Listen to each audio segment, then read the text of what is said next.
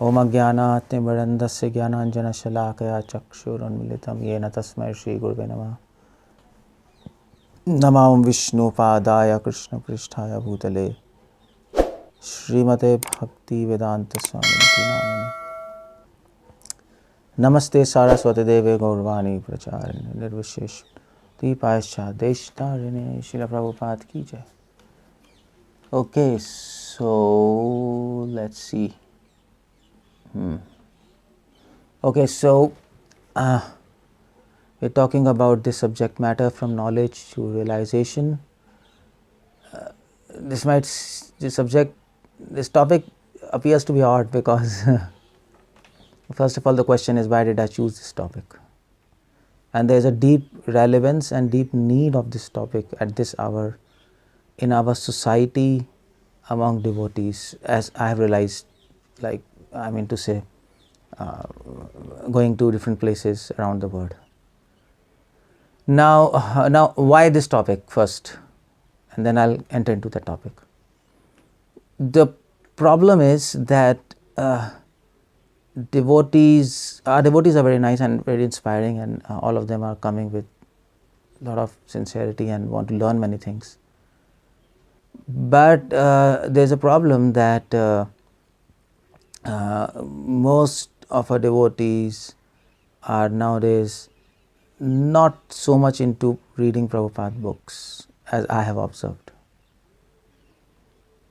And I mean to say, not all. There's some devotees who are reading Prabhupada books. But most of the devotees are there at the level of information. Devotees like information. We like information, definitely. But most of us are stuck up in information. And there are various reasons for that, because it's a preaching movement, and preaching movement, we are preaching to many people around the world, and we need to have information of spiritual values and spiritual principles. Also information about this material world too. If they ask some questions, we should know these things. But what happens in the process is we don't get knowledge, because we are teaching others, and that's good, but we forget to teach ourselves. And that's a very, people who are there in this movement for a long time, they will realize this is happening. We forget to teach ourselves in the process of teaching others, and that is not new to our movement. I mean to say, if you go back in the history, Islam this happened, Christianity this happened, Buddhism this happened. You just trace the history, and because Islam and Christianity are both preaching mission. Very deep spirit of preaching in Christianity. So there were so many martyrs, and you see there.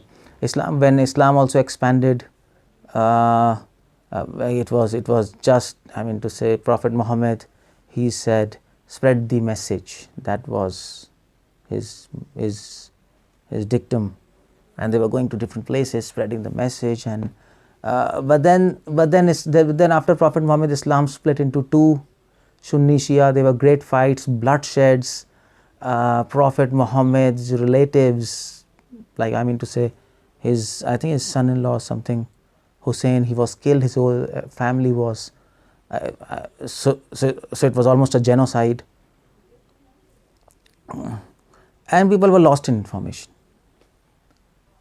So these things is happening. We are lost in information, but knowledge is very different from information.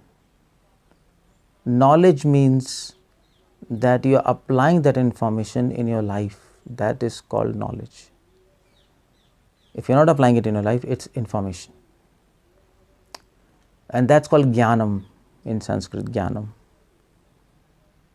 So we have information, but the type of information we have, that is a different kind of information. Most of us, it's good for preaching, but Srila Prabhupada books have all information. We get that information, but when you don't read Prabhupada books with a perspective to elevate yourself and not just to preach, then you don't see those things in Prabhupada books which are there. That is knowledge. So knowledge is how to apply that information in our lives. That's also there in Prabhupada books, but to see that requires a different kind of mental setup. And then beyond knowledge, there are realizations. When you apply that, when you have knowledge in your life, you're applying that information in your life and you have knowledge, then slowly and gradually that knowledge matures and you develop your own, you develop your personal realizations of spirituality, which is of course based on scriptures. It's not some hocus pocus realizations. So there are three levels basically. I'm talking about that, but I'll just come into that point. But the point I'm saying, why this topic? Because devotees are not reading Prabhupada books enough. Let me put it like that. So by the end of this lecture, I would be happy if devotees read Prabhupada books. Daily read Prabhupada books. That's a backbone. Kirtanam, prasadam, coming together, that's very nice. But all this arrangement is for reading Prabhupada books. Otherwise, you miss the whole point there. I've met devotees 20, 25, 30, 40 years in this mission, and they have not read Chaitanya Charitamrita. Such a tragedy. And why? Because they are busy in preaching. Now, that's the point I'm talking about. It's nice to preach, and we are here to preach. You have to invest a full energy in preaching, but you have to preach yourself also. That is the point, And generally at preaching level, you are preaching to people who are below you, but you have to go beyond yourself, and that's the perfection of life. But to do that, then you need a type of knowledge and realizations which can elevate you. That's a very different kind of matter. So we have to spend time on ourselves. So don't forget to do that. And that's why you see in our movement, the history of this movement, or any movement for that matter, there have been fall downs of great sannyasis, great popes in Christianity. There have been fall downs in great imams in Islam. There have been fall down of great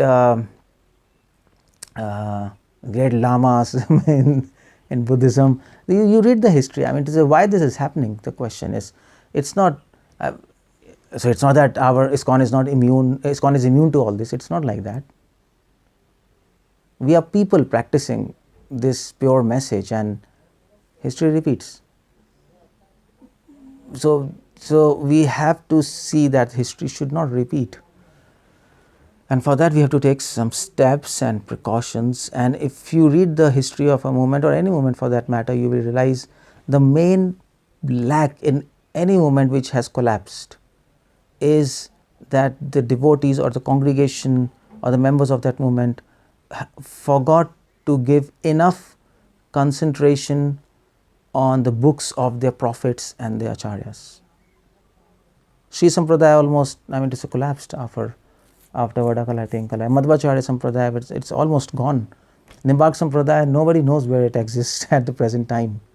Vallabh Sampradaya, it's going to be lost. They are just some havelis. They call temples as havelis. It's just empty there. What's happening? If you really do some research, devotees left reading the books of their own acharyas, and they were engaged in other activities which are important, but then they lost the central point. So that's why this topic is very important, and I want you to really understand and actually really think about this topic, how to proceed in our spiritual life. Because if we don't elevate, we will not be able to help others. That's also one thing. We might have a lot of enthusiasm to preach, but that doesn't matter, because Prabhupada says first deserve, then desire. So I don't say that you first become perfect and then preach. That's also ridiculous, because we are never going to become perfect. That's ridiculous. We have to make ourselves perfect and more perfect and most perfect, and keep on preaching, because otherwise we will not be able to help others. Another problem is, if we don't try to elevate ourselves, people whom we are preaching, gradually they will come to the level of, of our level, same level as we are. We'll be speaking to them, they'll be reading, and they'll become to your level. And once that happens, then they will no longer like you. They'll do some politics. They'll say, come on, why are we with this person? Yeah, he has nothing to teach us more. He's just repeating same things. So then there's politics, and then people lose faith, people get hurt. There's so many things around. So we have got a great responsibility. Even for preaching, we need to understand this topic carefully, and we have to go from information to knowledge to realizations, and day by day our realizations should grow.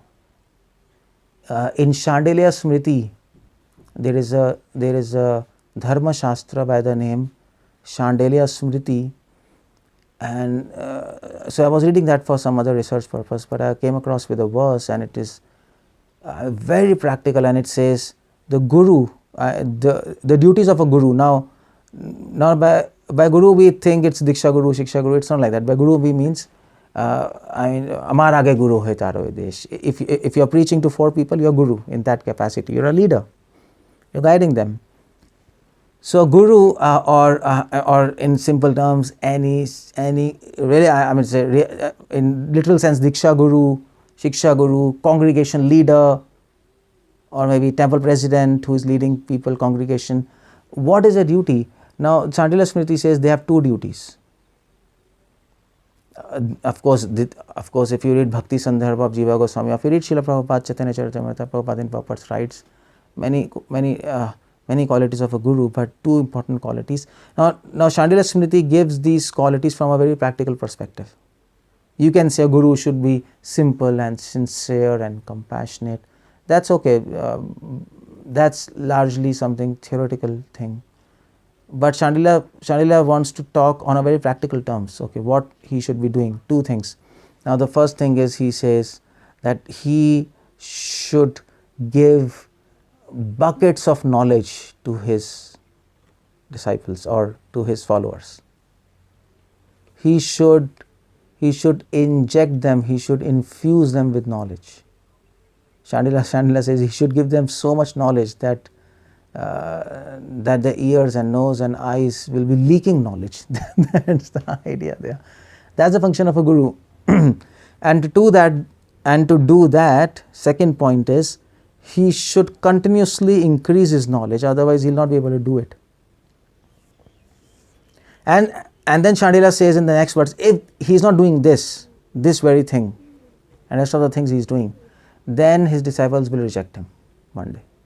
His followers are going to reject him. You will not be able to lead them long enough on spiritual path, and then they harm themselves, of course, and they lost. As what they say in Christianity, they are lost sheep. They become lost. They are lost sheep. So you see, that's why this topic, it's very important for preachers. When it comes to preaching, this topic is important. When it comes to personal cultivation, this topic is important. Srila Prabhupada saw in 1976, when he wrote in one of his letters, now it's the time to boil down the milk. He saw so many devotees joining our society. He said, well, we were preaching and that was required to establish this mission. But now many devotees are there. It's time to nurture them, to grow them. Otherwise, this society is going to collapse. Prabhupada warned us. Prabhupada gave so many warnings in his books, as a good guru gives. So that's the reason for this topic. Okay, now I'll come to this topic. What's this topic all about? Information, from knowledge to realization now.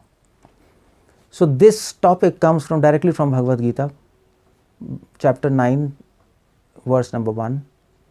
Idam tu te 𝗙𝗂𝗪𝗀 𝗪𝗏kshayaami anusūyave jnana vijnana sahitam 𝗙𝗂𝗪𝗏𝗪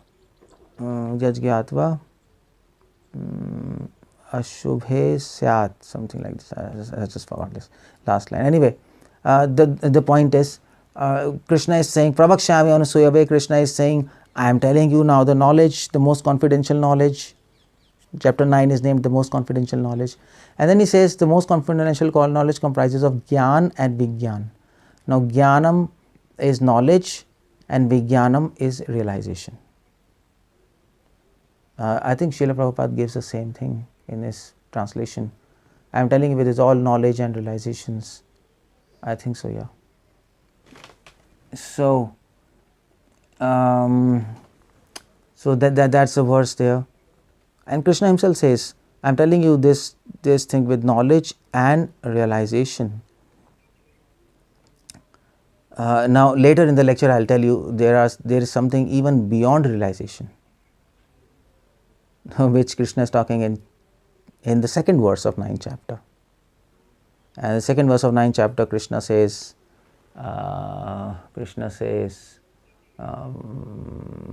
what's that? Raj Vidya Raj Guhyam Pavitram Hetaduttamam Pratyakshavagamam Dharmayam Pratyakshavagamam Dharmayam. I'm forgetting the last line. Anyway, Susukham Kartum Avyayam. That's verse 9.2. So Krishna says there's something beyond realization. So you see, the point is, we are on a never ending journey. The journey doesn't end. If you think there's an end, you are fool. There's no end. Because here we are dealing with eternity. And on a never ending journey, there is always something beyond. And that is why you see, even in Chaitanya Charitamrita, Krishna's Kaviraj Goswami says, the ultimate object, aim and object of life is Krishna Prem Pumartho Mahan, is love of God.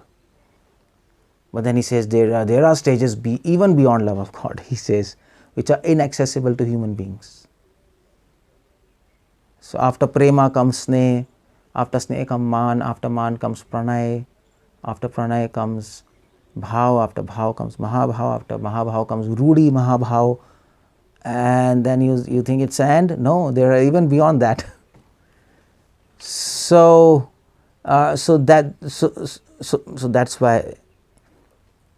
So all those things I'll talk later. But what's this topic all about? Knowledge, from knowledge to realization. Now I'm on this topic, directly on this topic now. So knowledge, what is knowledge and what is realization? What's the distinction, first of all? Knowledge in Sanskrit is called Jnanam, as I told. Realization is called Vijnanam. 9.1 Bhagavad Gita. So knowledge is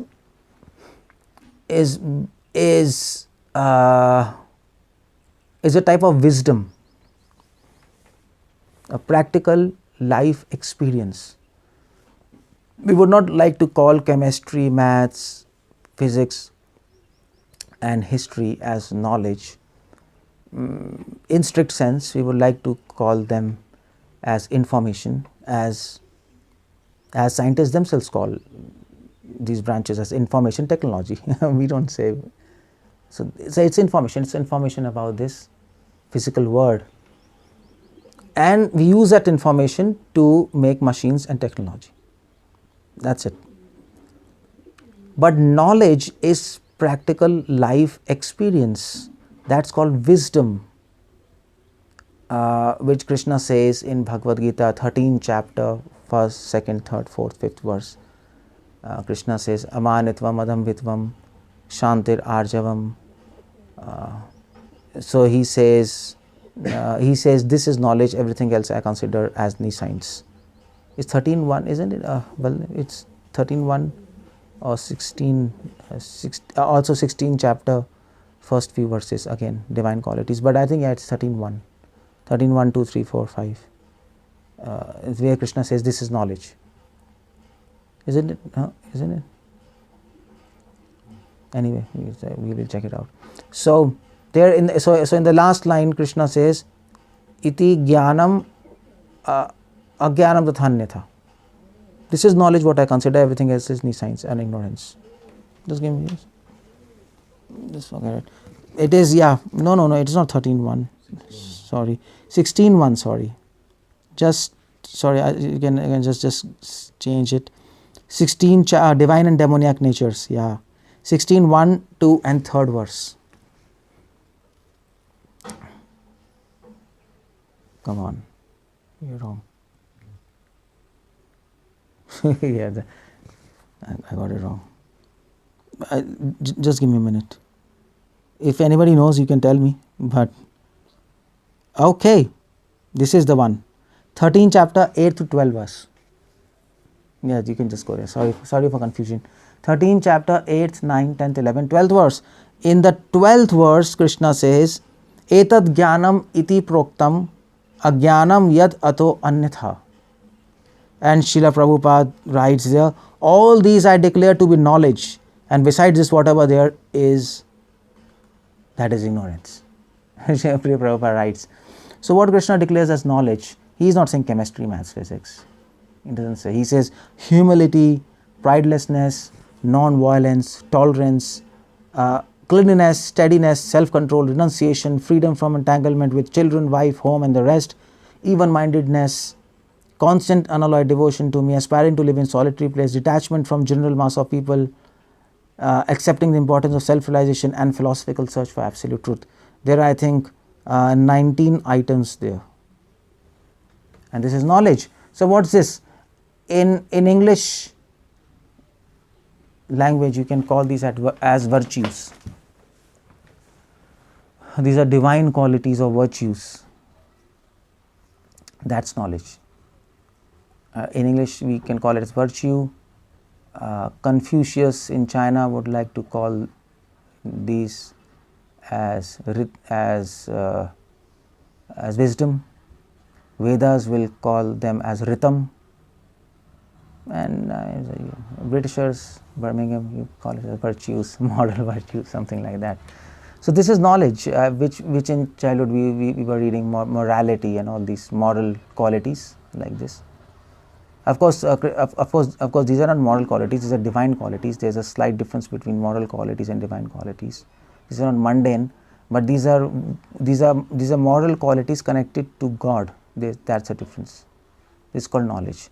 So Krishna says, yes, I am giving you knowledge in Bhagavad Gita. Now here is a point.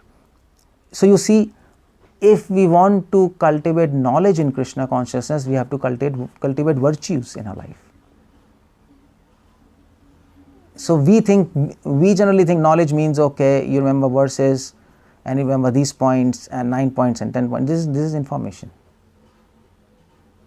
This is spiritual information. But knowledge is when you assimilate these points and understand these points, when you understand I am spirit, soul, and there is God, and there is Prakriti, and there is Kala, there is Karma, 5 subjects which Prabhupada says. This is information we are getting. We are spirit, soul, we are not this body, or maybe there is 3 potencies of Lord, internal potency, external potency, marginal potency. This is all information. But knowledge is when we understand all these points, then what happens? We develop virtues, we develop humility.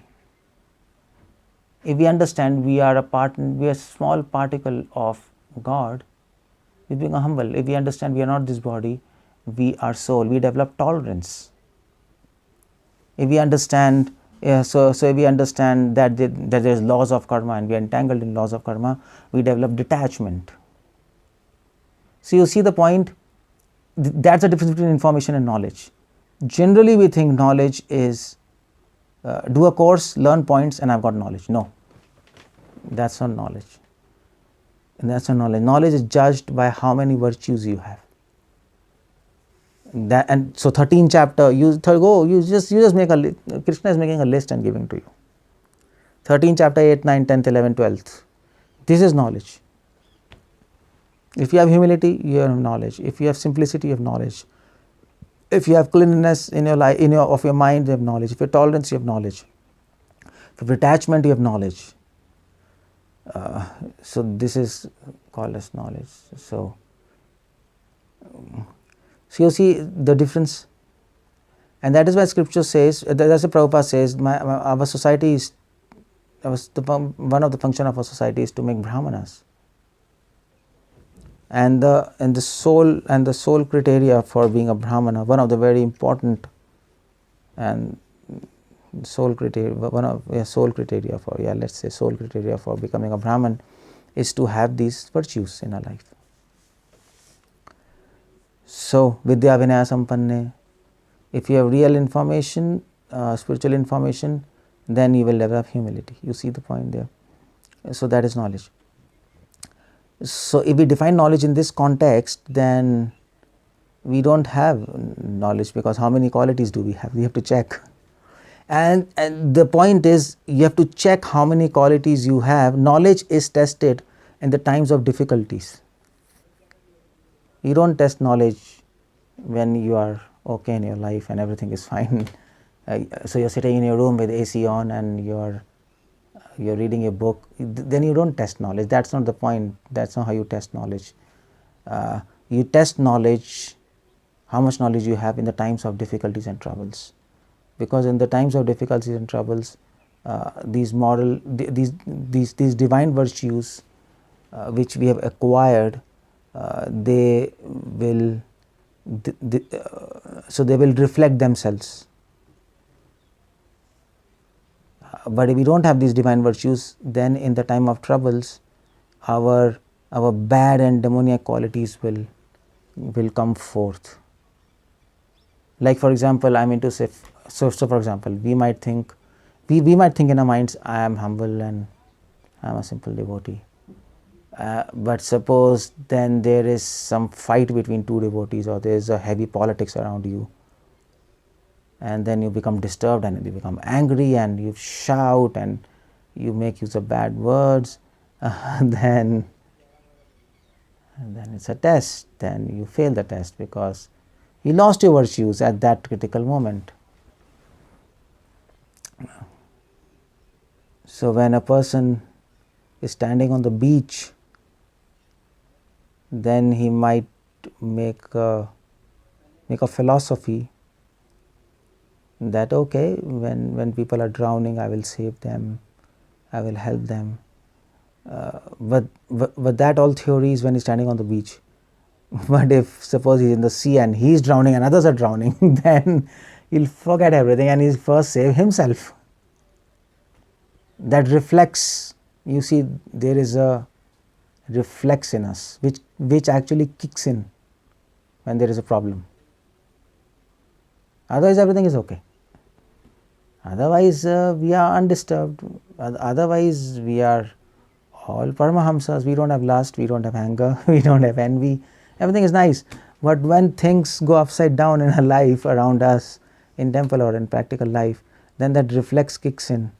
If that innate reflex, and generally most of us, we have that reflex is composed of demoniac qualities and not divine virtues.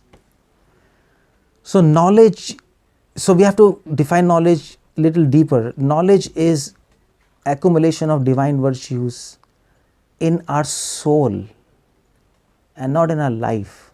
That will be superficial, because if we say accumulating divine virtues in our life, then in the times of problems we lose them and something else will kick in. So when a soul imbibes these divine virtues, then that is knowledge. Because in the times of troubles, then our divine virtues will shine forth. And that is difficult, by the way. We have to work hard to do that. We have to work hard on ourselves, not on others, to actually imbibe those virtues, practice them daily and put them in a life. Our mind will revolt, but nevertheless we have to practice, and by practice we will imbibe them in our soul, and then we'll never lose them. So that's knowledge. Knowledge which is imbibed by our soul, that is true knowledge. Knowledge which is at the level of mind and in your life, superficial, that's not knowledge. That's called again as information. You have information about divine virtues, you don't have knowledge. You see the point there. So you can read 13 chapter, 8, 9, 10th, 11th, 12th verse, you can even learn them, but then it's not there in your life. That's the point there. So you can have information of knowledge, but don't confuse, that's not knowledge. You see the point.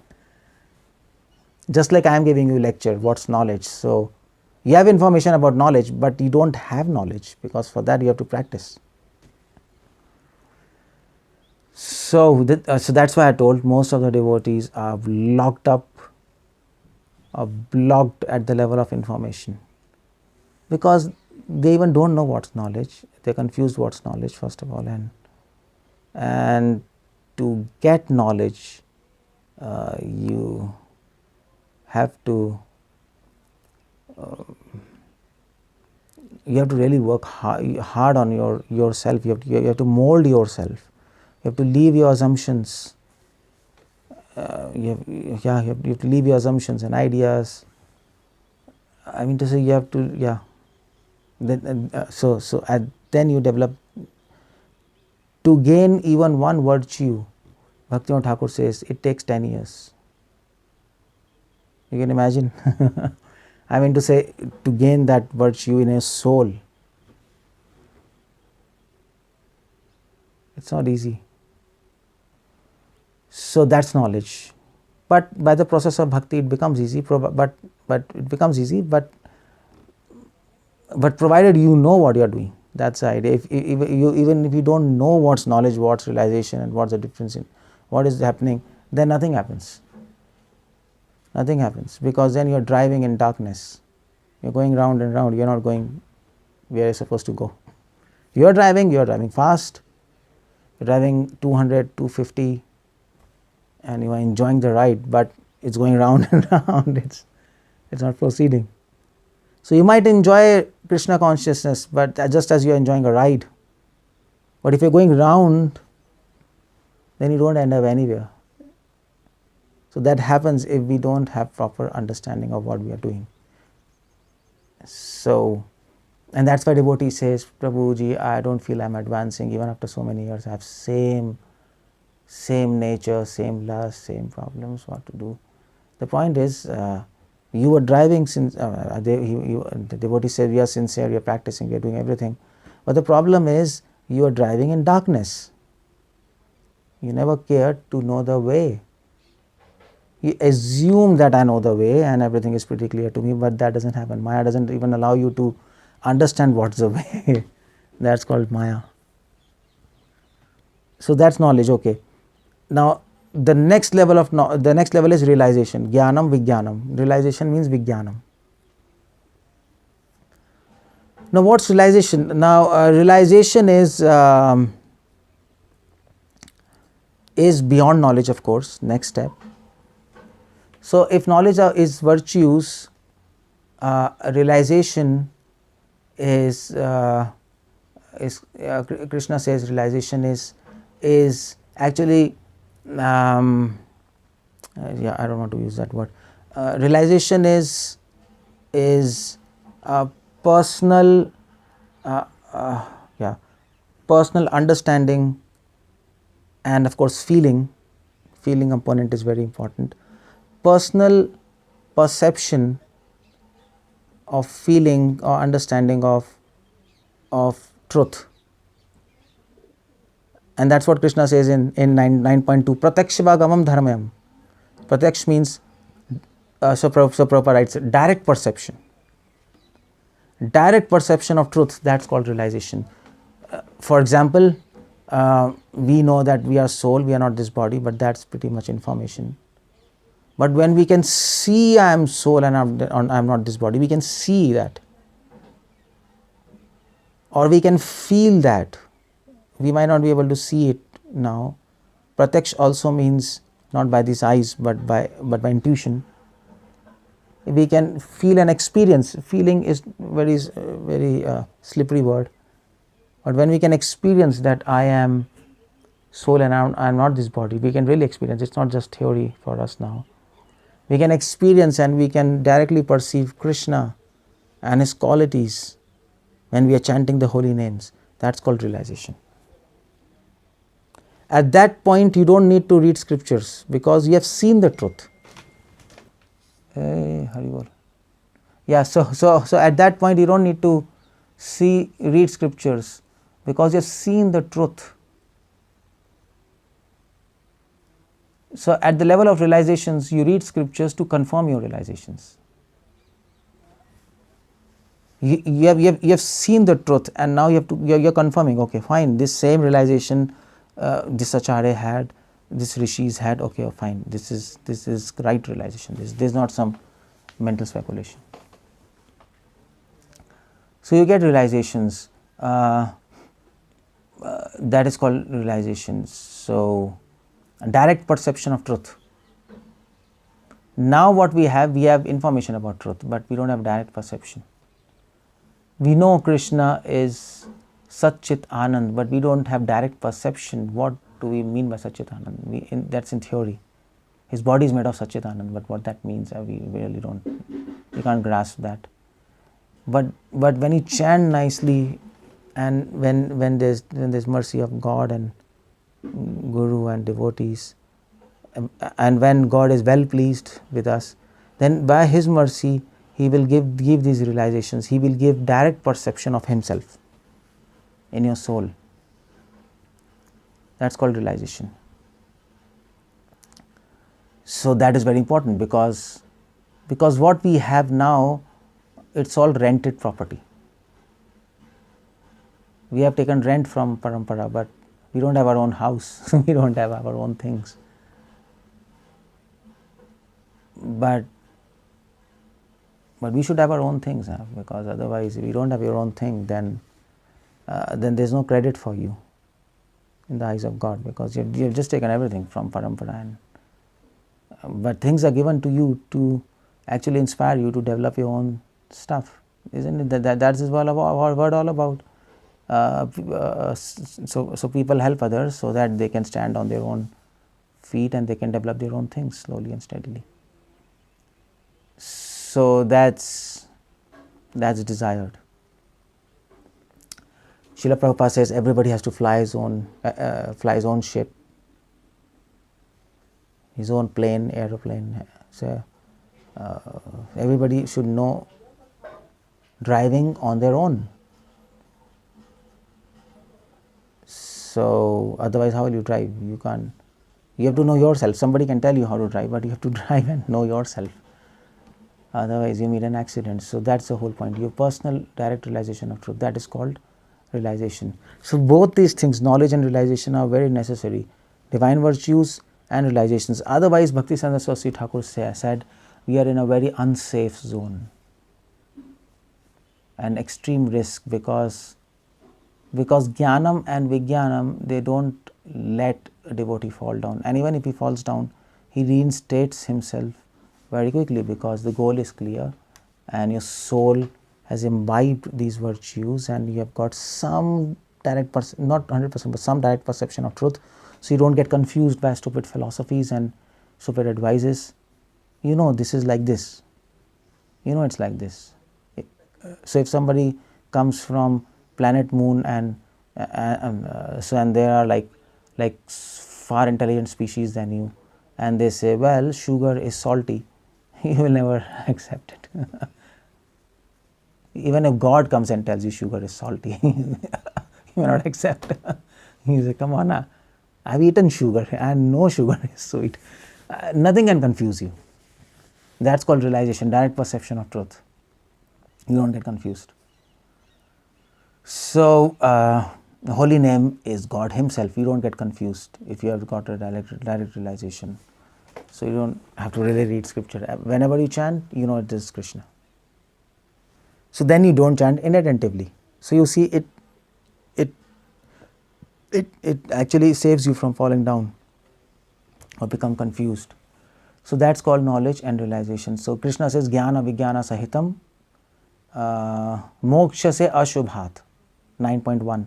Krishna says, I'll give you knowledge, I'll give you realization, which will free you from 𝗪𝗍𝗪. 𝗪𝗍𝗪 means all unfavorable things, of all anarthas, of all your unwanted desires, and you will advance. That's the point there. Having said that, that's not the end. I told you there is something beyond realization, and very few reach that platform. But before you reach that platform, you have to go through these two stages, knowledge and realization. That will take an ample amount of your lifetime.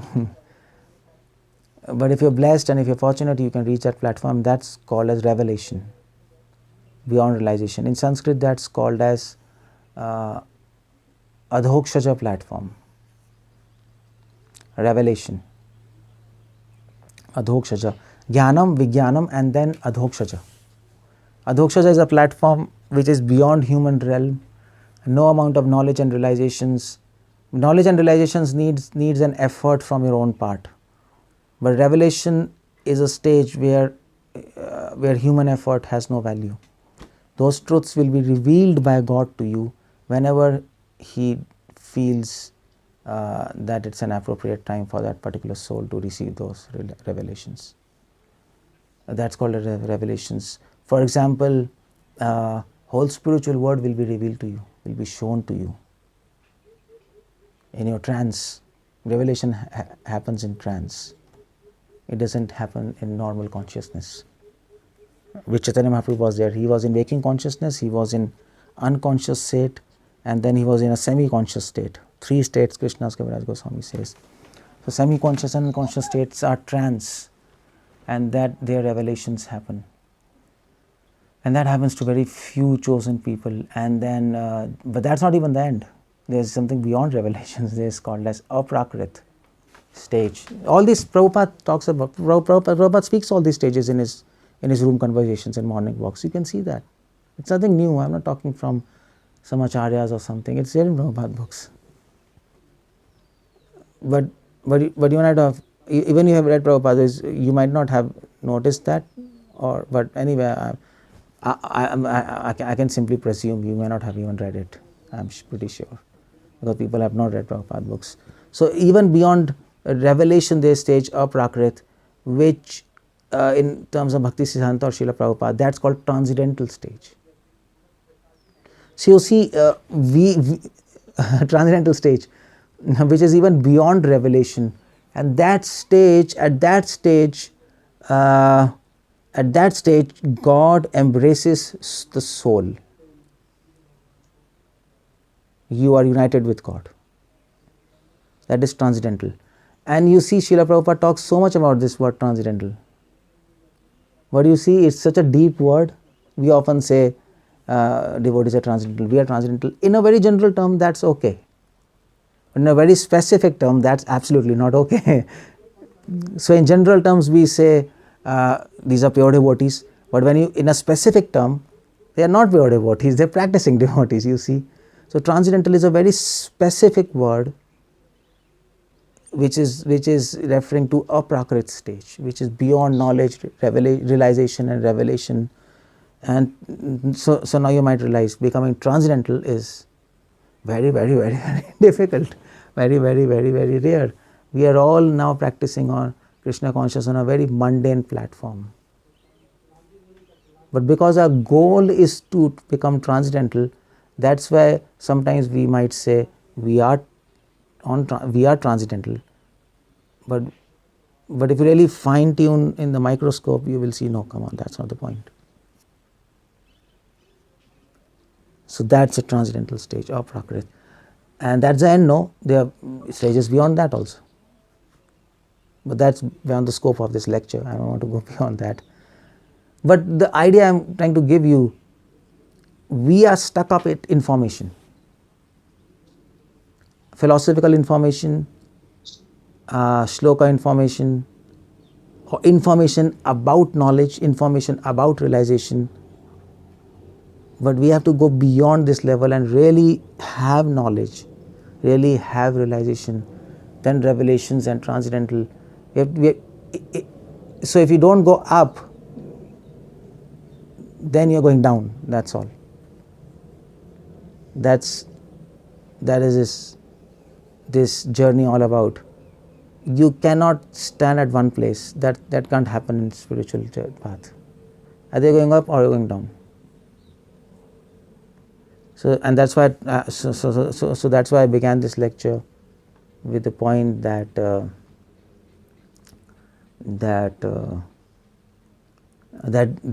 guru should daily grow, and if he's not growing, then it means he's going down,